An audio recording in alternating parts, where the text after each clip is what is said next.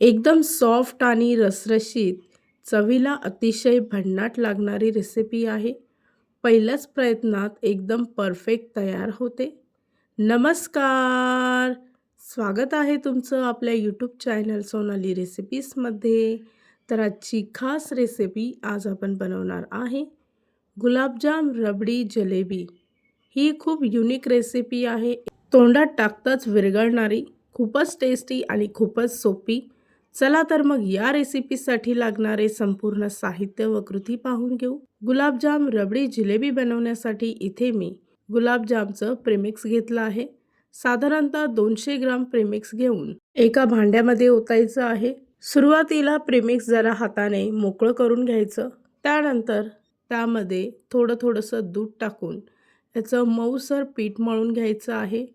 पीठ अगदी लुसलुशीत मळायचं आहे.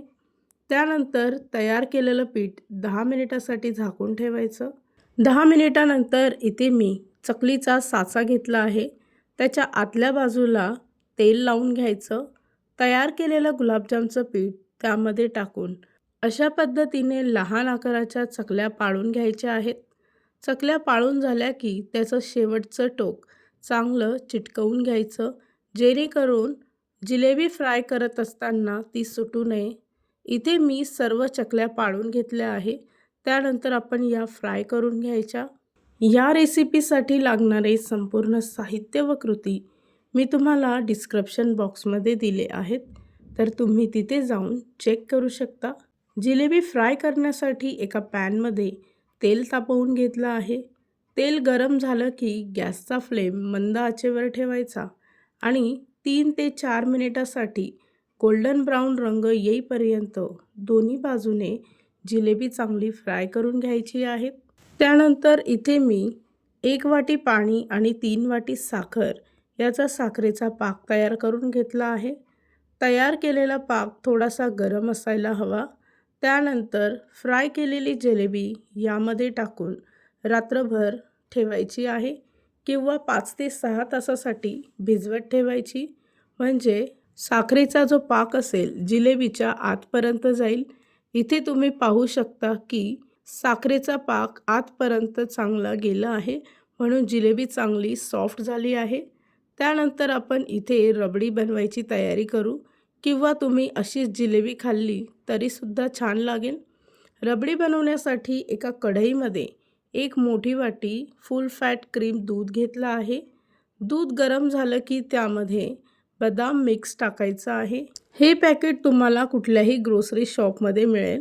बदाम मिक्सचे मी इथे 2 पॅकेट वापरले आहे. ते या दुधामध्ये चांगले मिक्स करून घ्यायचे आणि 2 मिनिटासाठी गॅसवर गरम करून घ्यायचं आहे. 2 मिनिटानंतर त्याचं असं घट्टसर मिश्रण तयार होईल, म्हणजे इथे आपली रबडीसुद्धा तयार झाली आहे.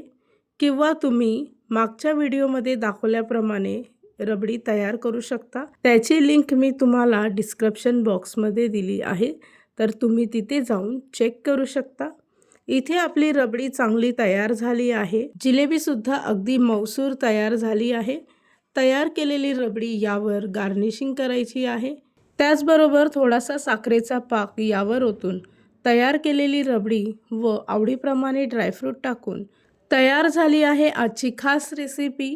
खूपच सोपी, खूपच टेस्टी, खूपच युनिक रेसिपी आहे गुलाबजामची रबडी जिलेबी. ही रेसिपी तर तुम्ही नक्की ट्राय करून बघा, तुम्हाला खूपच आवडेल. इथे मी तुम्हाला एक जिलेबी तोडून दाखवते. तुम्ही पाहू शकता आतपर्यंत जिलेबी चांगली मऊसूर झाली आहे. येत्या नवीन वर्षाच्या सुरुवातीला तुम्ही ही मिठाईची रेसिपी तर नक्की ट्राय करून बघा. जर का तुम्हाला हा आजचा व्हिडिओ आवडला असेल तर प्लीज लाईक, शेअर आणि कमेंट करा.